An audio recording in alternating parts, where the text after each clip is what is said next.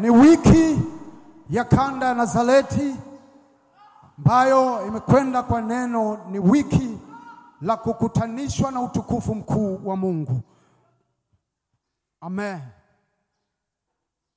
Nianze kwa kusema namshukuru sana Mungu kwa kunipa fursa hii ya kusimama mbele zake na mbele ya watu wake, lakini kipekee nimshukuru baba yetu mchungaji kiongozi na mama na wachungaji wote na viongozi wote. Niwashukuru sana kwa kuendelea kutuamini, na amini pia Mungu yuko na jambo katikati ya maisha yetu. Fungue kitabu kile cha Isaya, ile sura ya 60.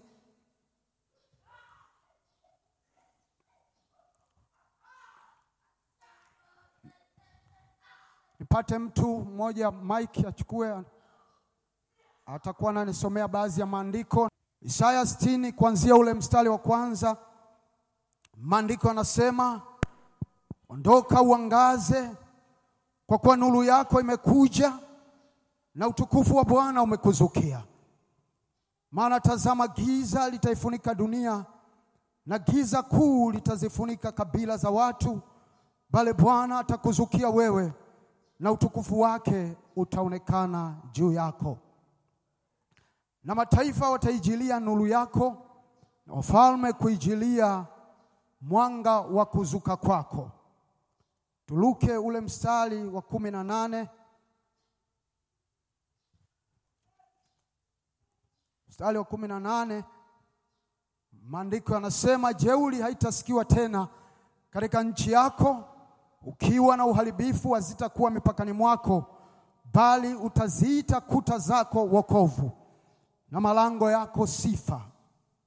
Jua halitakuwa nuru yako tena wakati wa mchana, wala mwezi hautakupa nuru kwa mwangaza wake, bali Bwana atakuwa nuru ya milele kwako, na Mungu wako atakuwa utukufu wako.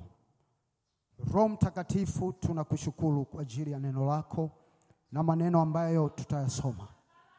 Bwana wa majeshi, niombe kwa muda huu mchache, Mungu, sema na maisha yetu, sema na watoto wako, sema na kanisa lako, sema Bwana na taifa lako takatifu, katika jina la Baba na la Mwana na la Roho Mtakatifu. Amen. Amen. Amen. Maandiko kama yalivyosema kwenye kitabu hicho cha Isaya, na yale ambayo nitaendelea kuyasoma, ninataka kuzungumza juu ya utukufu wa Mungu. Utukufu wa Mungu, kama wahubiri ambao wamekuwa wakihudumu kuanzia Jumatano, Ijumaa na vipindi vyote na Sunday school. Kwa kifupi, kwa wewe unayeandika, utukufu wa Mungu ni ukamilifu wa Mungu katika uzuri wake, heshima, utajiri wake, wema wake, nguvu zake, mamlaka yake, uwepo wake, utakatifu wake na udhihirisho wake wa neema. Unaweza kusema jambo lolote ambalo ni la kiungu kwa mwanadamu linakuwa na utukufu wa Mungu. Fadhili, pendo la Mungu, ukisema kibali cha kimungu, unaweza kuwa na maana hiyo hiyo kwamba utukufu wa Mungu umemzukia mtu. Bwana Yesu asifiwe. Kwa utukufu wa Mungu ni nguvu za Mungu. Tukasome andiko katika kitabu kile cha Kutoka, ile sura ya 40 na ule mstari wa 34, msomaji wangu. Kutoka 40 na ule mstari tu wa 34. Neno la Mungu limeandikwa, ndipo lile wingu likaifunikiza hema ya kukutania, na huo utukufu wa Bwana ukaijaza maskani. Amen. Kwa hiyo utukufu wa Mungu, unaweza kusema kwa lugha hii kwamba ni uwepo wa Mungu, ni nguvu za Mungu, na ni dhahiri kabisa kwamba utukufu wa Mungu wakati mwingine au kwa mara nyingi ni udhihirisho halisi wa Mungu mwenyewe. Bwana Yesu asifiwe sana. Waebrania nguvu hii ya Mungu au utukufu huu wa Mungu wameita katika maneno matatu. Moja wameita kabod, nyingine wakaita doxa, nyingine wakasema shekaina, wakiwa na maana hiyo ya kudhihirisha nguvu na uweza wa Mungu. Utakubaliana na mimi, maandiko yanazungumza kwamba wana wa Israeli wakati wanapita jangwani, wingu lilikuwa juu yao, na wakati wa mchana na usiku nguzo ya moto ilikuwa mbele yao. Hii ilikuwa na maana ile kwamba Mungu yuko pamoja na wewe. Bwana Yesu asifiwe sana. Kwa hiyo utukufu wa Mungu ni udhihirisho dhahiri kwamba Mungu yuko pamoja na wewe. Bwana Yesu asifiwe. Kitabu kile cha Kutoka, hatutasoma hapo, sura ile ya 14 na ule mstari wa 13, Musa aliwaambia wana Israeli wakati wanapita bahari ya Shamu na wanaona changamoto kwamba tutafanyaje sasa, tunapitaje? Musa akawaambia, endeleeni mbele, maana siku ya leo mtauona wokovu wa Bwana. Bwana Yesu asifiwe sana. Maandiko yanazungumza kwamba giza linaweza kuifunika dunia. Maneno haya ya nabii Isaya alikuwa akitabiri juu ya wana wa Israeli. Inawezekana giza likaifunika dunia, lakini akasema nuru itakuijilia na utukufu utakuzukia. Nuru ni Yesu Kristo. Mambo yanaweza kufunikwa na giza.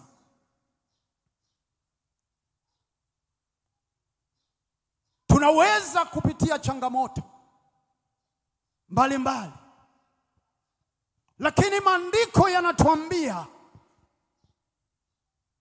nabii Isaya anasema rise and shine, simama au ondoka na uangaze,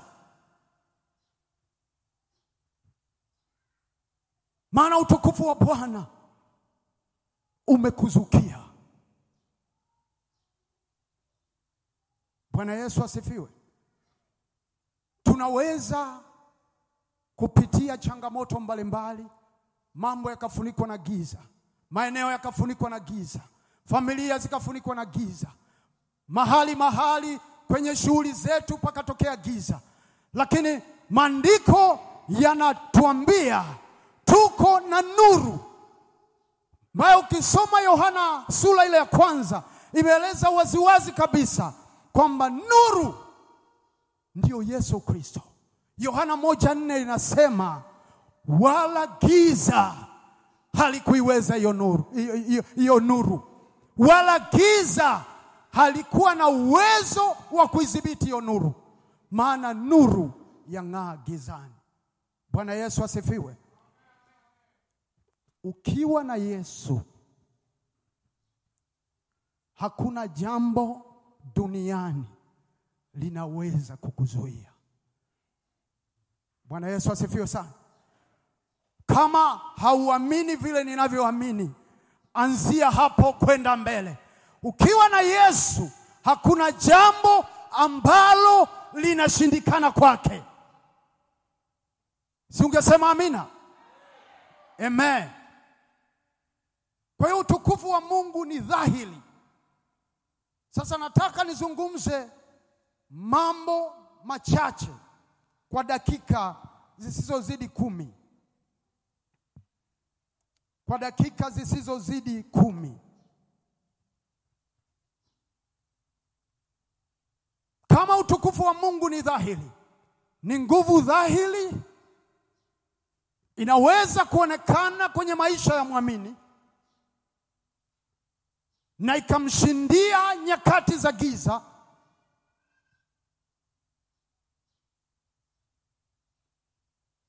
vivyo hivyo utukufu wa Mungu unaweza kuondoka. Samueli wa kwanza ile sura ya 4 na ule mstari wa 17. Nitaomba tu usome huo mstari wa 21. Samueli wa kwanza sura ile ya 4 mstari wa 17 hadi wa 21. Nitasoma Samueli wa kwanza sura ya 4 mstari wa 17 hadi 21. 17 hadi 21. Yeye aliyeleta habari akajibu akasema, Israeli wamekimbia mbele ya Wafilisti, tena watu wengi sana wameuawa. Hata na wanao wako wawili, Ofni na Finiasi, wamekufa pia, na sanduku la Bwana limetwaliwa. 18. Ikawa alipolitaja sanduku la Mungu, Eli akaanguka kitini pake kwa nyuma kando ya mlango, shingo yake ikavunjika, akafa, maana alikuwa mzee tena mzito. Na alikuwa mstari ule wa 21. Akamwita mtoto Ikabodi akisema, huo utukufu umeondoka katika Israeli, kwa sababu sanduku la Mungu lilikuwa limetwaliwa, na kwa sababu ya mkwewe na mumewe. Amen. Sanduku la Bwana lilipochukuliwa na Wafilisti, sanduku la Bwana lilikuwa linamwakilisha Mungu. Wafilisti wakalichukua, wakaipiga Israeli. Mama mmoja akazaa mtoto, akamwita jina lake Ikabodi, kwa maana utukufu wa Mungu umeondoka.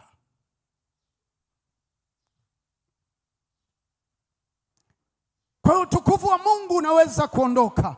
Nini kifanyike ili kuendelea kuwepo katika utukufu wa Mungu? Jambo la kwanza ni kumuheshimu Mungu, ama kumtii Mungu, ama kumnyenyekea Mungu. Tukitaka utukufu wa Mungu usiondoke kwenye maisha yetu, ni lazima tumheshimu Mungu katika kila nyanja. Tumheshimu mjini, tumheshimu kijijini, tumheshimu nyumbani, tumheshimu barabarani, tumheshimu tukipata, tumheshimu tukikosa, tumheshimu tukiugua, tumheshimu tukiwa wazima. Bwana Yesu asifiwe sana. Kumheshimu Mungu inaweza kuwa neno mtambuka, kwa maana linaweza kuwa na maana zaidi ya moja. Unaweza kuwa una maana ya kusema kumtii Mungu, na unaweza kuwa na maana ya kumnyenyekea Mungu. Lakini tafsiri ya awali ya kuheshimu Mungu katika hayo maneno matatu ya kumtii na kumnyenyekea, kuheshimu ni inatangulia. Bwana Yesu asifiwe.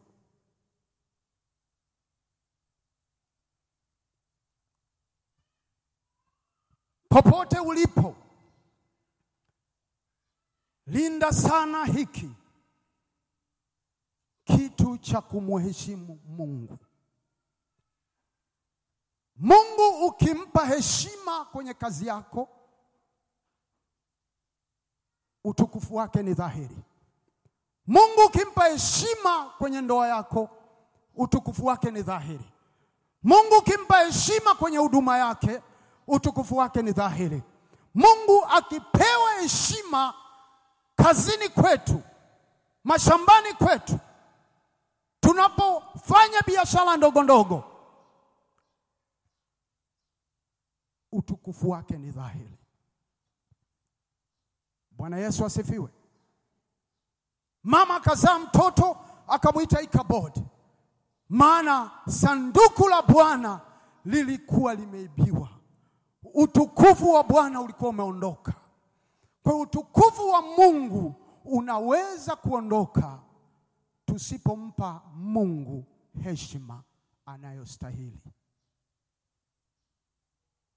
Utaniuliza, mhubiri, una maana gani kusema heshima Mungu anayostahili? Mungu anajua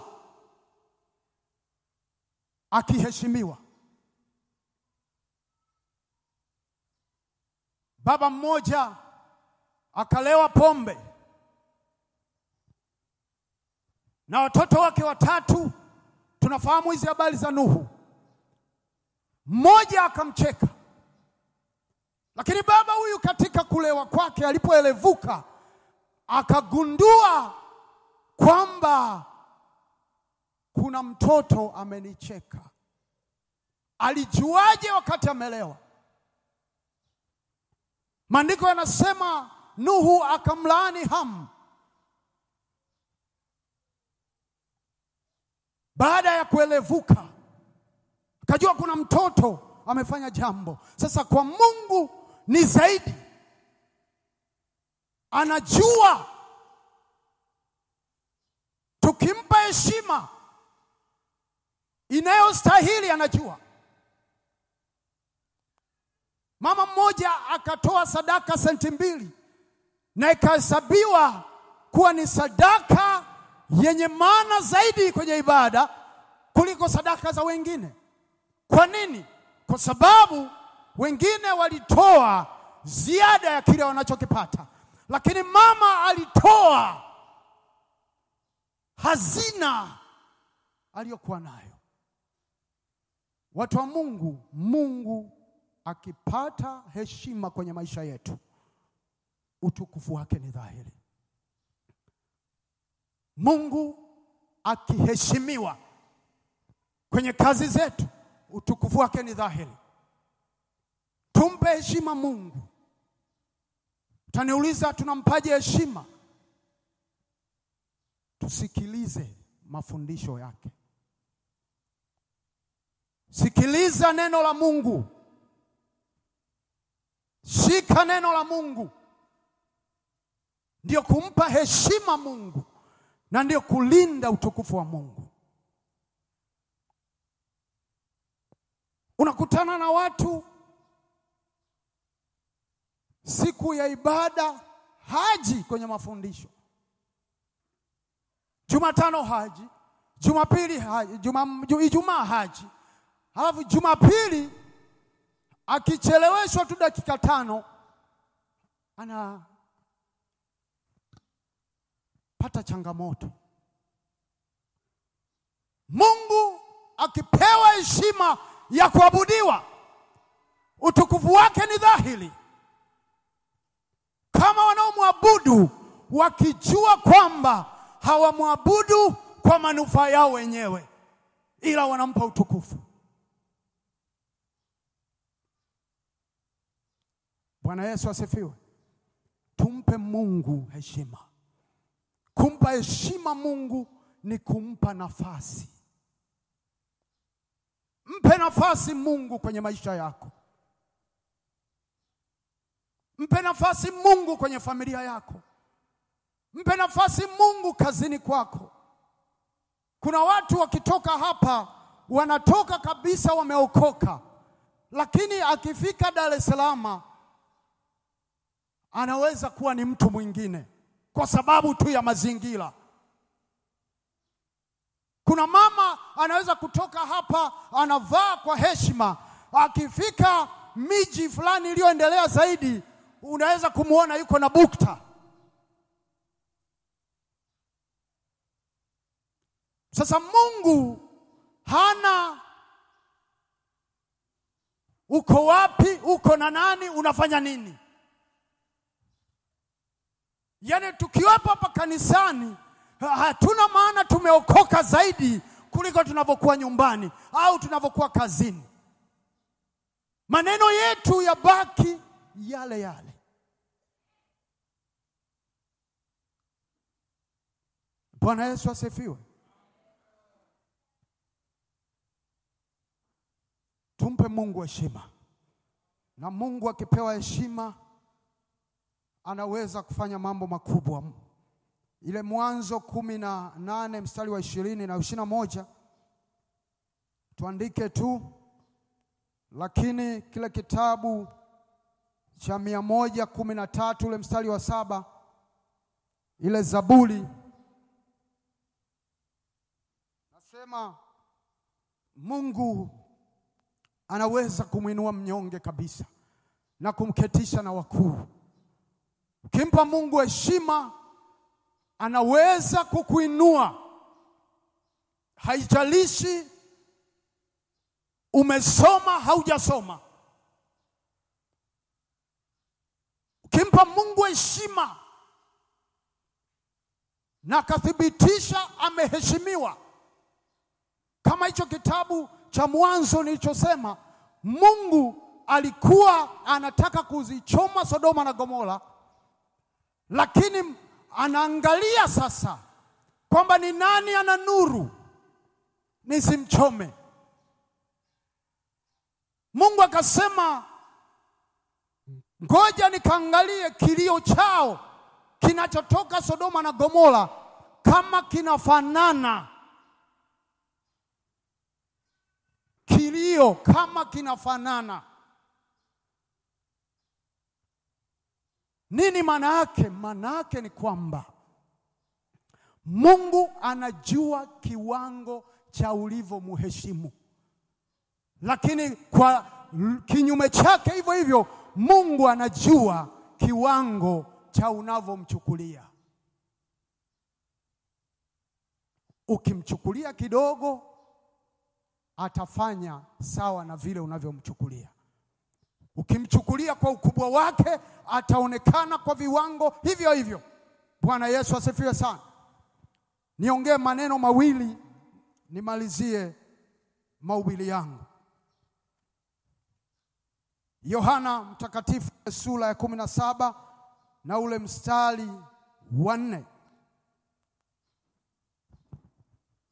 Somee msomaji wangu hapo.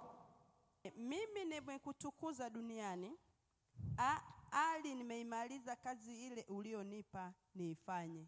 Amen. Yesu anathibitisha utukufu wa Mungu ni ukamilifu wa kufanya kazi ya Mungu. Ikiwapo kuna jambo lolote unalofanya halimpi Mungu utukufu, hiyo sio kazi ya Mungu. Yesu anathibitisha kwamba kazi ya Mungu yoyote, Mungu anapaswa kutukuzwa kwenye hiyo. Watu wa Mungu, ninaamini kwamba Yesu alipomwokoa kila mmoja wetu, kunalo jambo alimpa la kufanya. Yaani wewe ulipo kuna kitu cha kufanya ambacho Mungu amekupa. Kipo. Sasa hicho Mungu alichokupa kukifanya, ukikifanya, utukufu wa Mungu unadhihirika kwa udhihirisho mkubwa kwenye hicho ambacho Bwana amekupea.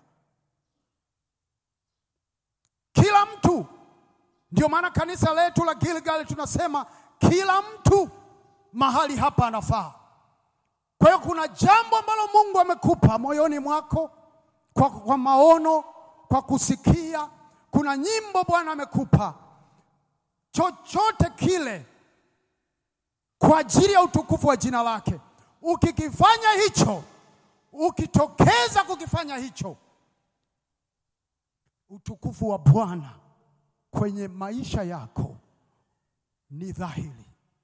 utatokea. Bwana Yesu asifiwe. Utatokea. Bwana amekupa uimbaji, imba. Bwana amekupa uombaji, omba. Bwana amekupa ukalimu, na huduma ya ukalimu sijui kwa nini nimefifia sana, lakini ni kubwa. Bwana amekupa ukalimu, fanya kwenye hicho, kinaleta utukufu, kwa sababu kinayo connection, kinayo mahusiano na Mungu moja kwa moja. Bwana Yesu asifiwe. Neno la mwisho, kile kitabu cha Yohana, ile sura, Yohana mtakatifu sura ile ya 11 na ule mstari wa 40. Neno la Bwana limeandikwa, Yesu akamwambia, mimi sikukwambia ya kwamba ukiamini utauona utukufu wa Mungu? Amen. Yesu alikuwa anawaambia Martha na Mariamu baada ya Lazaro kufa, akawaambia, si niliwaambia kwamba mkiamini mtauona utukufu wa Mungu? Kwa hiyo utukufu wa Mungu, ili uendelee kudhihirika kwenye maisha yetu, tuendelee kuamini Mungu yupo. Bwana Yesu asifiwe sana. Endelea kuamini Mungu yupo. Inawezekana umelala asubuhi, umeamka baba hayupo, lakini umeamka. Anzia hapo kwenda kwa Yesu, kwenda ibadani. Inawezekana umeamka ukakuta mkono mmoja upo. Anzia hapo kutambaa kwenda kwenye ibada. Inawezekana umekuta jicho moja alipo. Anzia hapo kwenda kwenye ibada. Mhubiri mmoja akasema, carry what is left. Huna chakula, lakini umeamka. Anzia hapo kwenda kumpa Mungu utukufu. Manake ibadani ama kutenda kazi ya Mungu, anzia hapo. Mama mmoja wa Sarepta alibaki na unga, akamwambia nabii kwamba tumebakiza chakula siku moja, tusubiri kufa. Mtu wa Mungu, ukiamka na macho yakiona, ujue hujafa. Ukiamka macho yako yakatazama, ujue hujafa. Wewe ni mzima. Anzia hapo, carry what is left. Beba hicho kidogo ulicho nacho, nenda nacho kwa Bwana. Umeachwa na watoto wako, beba hao watoto, wafundishe njia ya Bwana. Kutokea hapo, Mungu atainua kamoja, kama sio wote, katasimama na katasema habari za Bwana, na utukufu wa Mungu utaendelea kuendelea hapo. Bwana Yesu asifiwe. Kuna tuvichekesho siku hizi, unakuta tutoto tuchanga tumezaliwa, tunaambizana, aisee, tumezaliwa familia ya kimaskini, tutakoma. Tutoto tuchanga, huku baba na mama, baba anamwambia, kwanza utu tutoto sifanani nato. Yaani nikachanga, twenyewe tu tumekurupuka, tukashtuka kwamba tumezaliwa sehemu ambayo hatujui tutakula nini. Lakini baba huko naye anasema sifanani na watoto hawa. Nini nataka kusema?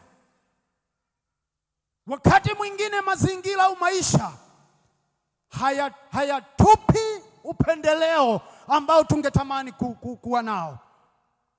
Pengine tungetamani kuzaliwa nyumba ambazo chakula ni uhakika. Pengine tungetamani kuzaliwa na wababa na wamama ambao tunawaona. Pengine unawaona, unasema yule ningetamani awe baba yangu. Unasema yule ningetamani awe mume wangu. Unasema yule ningetamani awe mjomba wangu. Pengine tungetamani hivyo. Lakini mazingira na maisha hayajatupa upendeleo huo. Ukigundua yote hayo na umeamka na macho yako, nuru yako imekuja na unajua niko na Yesu, anzia hapo. Wewe ni mjane ukagundua niko na Yesu, anzia hapo. Wewe hauwezi ukagundua nimebaki tu na Yesu, anza na Bwana huyo wa utukufu. Bwana Yesu asifiwe sana. Kuna ndugu yangu mmoja huwa ananipigia simu, analia, jamani, ndugu zangu, au mimi hamni nani kwa sababu mimi ni mtoto yatima. Sasa hivi ana miaka 44 na anaendelea tu kunipigia hivyo simu. Sasa mpaka ninamwambia, wewe subiri mpaka uwe na mwijukuu, utaendelea tu kusema hivyo hivyo. Ndugu zangu, mazingira yoyote ambayo umejikuta nayo hayakupi upendeleo. Watu hawakupendi, watu wamekukataa, huna kazi, hujui utakula nini, hujui utavaa nini, lakini unachojua ni kuabudu Mungu, anzia hapo. Unachojua ni kuhubiri injili mtaani, anzia hapo. Unachojua ni kusema Bwana Yesu anaokoa, anzia hiyo. Bwana Yesu asifiwe. Petro na Yohana wakakutana na kiwete. Inawezekana huyu jamaa alikuwa ana baba wala mama, maana alikuwa anabebwa tu na watu. Wakamwambia, hatuna fedha wala dhahabu, maana tunajua hiyo ni nia ya kila mmoja angetamani kuipata. Lakini wakamwambia, kuna kitu tunacho, kuna kitu tunacho, kuna kitu tunakijua, tunaye Yesu. Wakamwambia, kwa jina la Yesu simama uende. Leo ningesema, simama mtu wa Mungu. Katika hali hizo zozote ambazo hazikupi upendeleo, kazini hawakupendi, hauna vyeti, hauna sifa, haijalishi. Mimi nimefika katika mji wa Mwanza, nikupe ushuhuda huu mdogo nikiwa namalizia. Fika kwenye mji wa Mwanza nikiwa sina pa kukaa. Walikuwepo jamaa zangu wengi, ndugu wana uwezo, wana magari, nitamani kwenda kukaa kwao. Nikafika na baba yangu, kidato cha 5 na kuja kuanza form 5 hapa. Sikia mtu wa Mungu, nilipofikia baba akaniambia, ndugu zetu wametukataa. Akaninunulia shati la shule.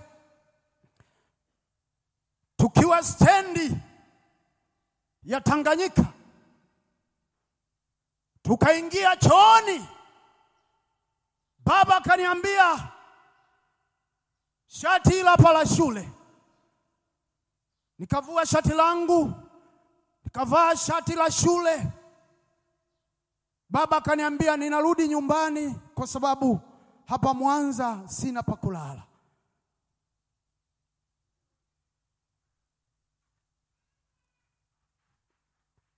Nini nataka kuzungumza? Sikuwa na kituo katika jiji hili la Mwanza.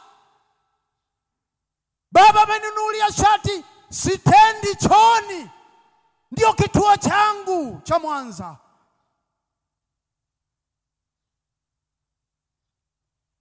Ndugu wamenikataa hata pa kufikia.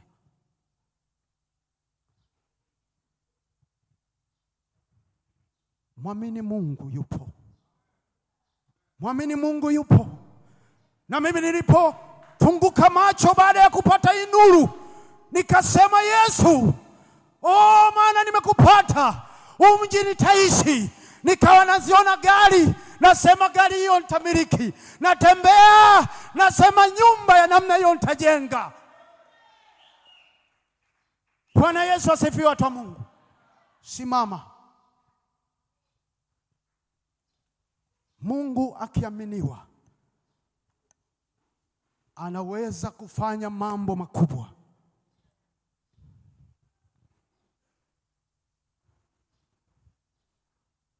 Simama, naomba usimame. Taka twende mbele za Mungu kwa dakika chache, lakini nizungumze neno hili katika kitabu kile cha Yoshua sura ile ya 5 na ule mstari wa 9. Maandiko yanazungumza kwamba Mungu akaivilingisha aibu ya Misri. Mungu akaivilingisha aibu ya Misri.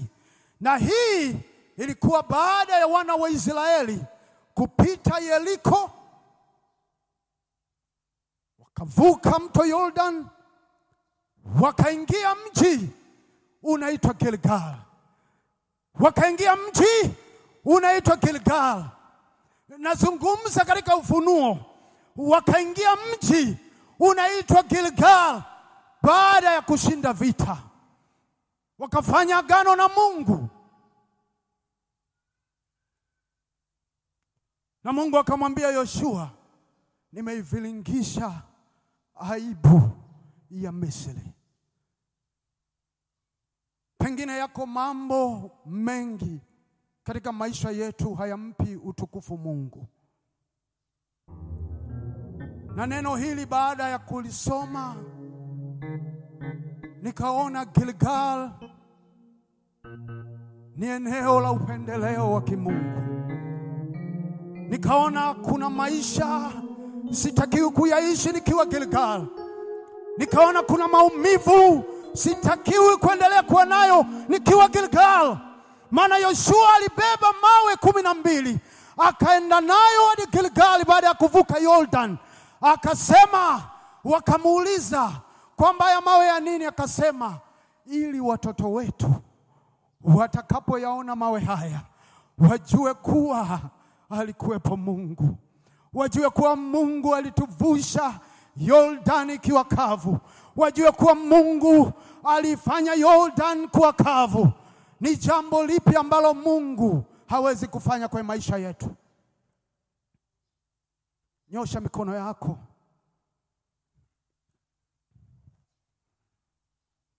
Ninafahamu kwamba nimezungumza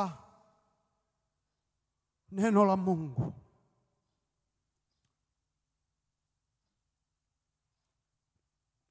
Tuko Gilgal, si tu ni jina, lakini ni ufunuo wa kimungu. Na neno hili la Isaya 60 liligusiwa katika maombi yale ya siku 11. Kama ulikuwa unafuatilia vizuri,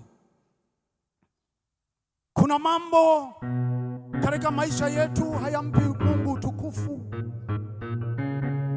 na tunatamani yampe Mungu utukufu. Ni watoto hawampi Mungu utukufu. Kazi unatamani kupata, hujui utakula nini, yako mazingira hayo, na unajiuliza kwamba Mungu, unapataje utukufu nikiwa katika hali hii? Mungu, unapewaje utukufu nikiwa napigwa kila siku kwenye nyumba? Mungu, unapataje utukufu watoto wangu wakiwa wanaomba kwa Wafilisti? Mungu, unapataje utukufu?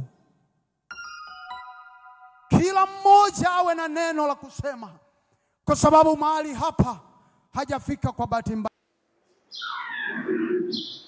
Pale anatamani Mungu kupata utukufu. Mtu mmoja akawa anapigana vita, ni uhalisia kabisa, anapigana ngumi katika ulingo na yuko nchi za watu, lakini kwenye ulingo ule palikuwepo na balozi, akamsikia yule balozi. Yule ndugu kapigwa ngumi, ameanguka chini, hawezi tena na anataka kukata tamaa, na akamsikia balozi wake kwenye hiyo nchi anamwambia Kiruga. Balozi anamsemesha Kiruga, kama ni Kisukuma anamsemesha, kama ni Kinyilamba anamsemesha, kama ni Kia anamsemesha. Balozi anamsemesha Kiruga cha nyumbani. Yule ndugu akojua kuna mtu anaweza kuwepo kwenye ile nchi anajua lugha yangu. Yule ndugu balozi akamwambia, akamtaja jina fulani, simama upigane. Kama vile simama katika lugha yake. Repekote segelemaya. Tunayo lugha ambayo tunaweza kupigana vita. Rekori masika, kila mmoja anaeleza Mungu. Reposa jerebaya, kumwambia Mungu wa Gilgal, sijaja hapa kwa bahati mbaya. Aibu yangu inapaswa kuviringishwa. Maumivu yangu yanapaswa kuondoka. Sijawepo hapa kwa bahati mbaya. Rekodi masaka ya bayanta. Repekani musika la baya. God of Gilgal, retosika la mandelianda. Mekele musia, repesika la baya. Ita Mungu kwenye eneo ambalo unaona utukufu unasosua. Repeka na masika ya manda. Rekori masaya rostaya. Repese telema. Yekori manda repaya. Kuna watu wanatamani kuja madhabahuni, njoo madhabahuni. Makara babaya. Yekere manda. Yuko Mungu wa Gilgal. Yuko Mungu kwenye madhabahu hii. Repese telebaya musika. Yekonda masaya kade basia. Mekere musika labaya musika. Ni wewe na Mungu. Ni wewe na Mungu. Mentaribaya sataya. Reposa taribaya. Kelele musika labaya. Yekonda masaka lababosaya. Repese telebasti. Mekere musitaya. Ndoa imekuwa aibu. Yuko Mungu wa Gilgal hapa. Nimewahi kuona watu wanasimikwa kwenye madhabahu hii. Nimewahi kuona watu wana ukimwi wanapona mahali hapa. Nimewahi kuja Maria, sina kazi. Ora bakaya masaka. Mungu wa Gilgal, retese nderemaya. Rekele musika la basa yanta. Oh ya masika.